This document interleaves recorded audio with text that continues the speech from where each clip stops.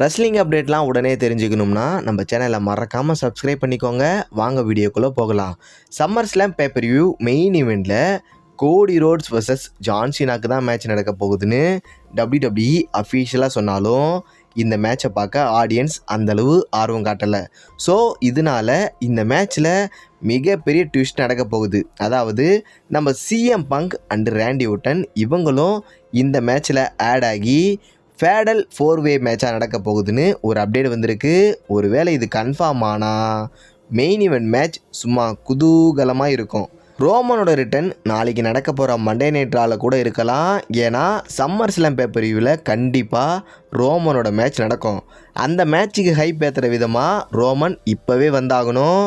Okay, Roman Reigns இப்போ வந்தாலும் summer slam paper view முடிக்கிற வரை தான் WWEல ஆக்டிவாக இருப்பார். அதுக்கப்புறம் WWEல ரோமன் ரெயின்ஸை பார்க்குறது ரொம்பவும் கஷ்டமாகிடும். எது என்னமோ ட்ரிபிள் H எல்லா பெரிய ரெஸ்லரையும் மொக்க பண்ணுறாருன்னு நல்லாவே தெரியுது.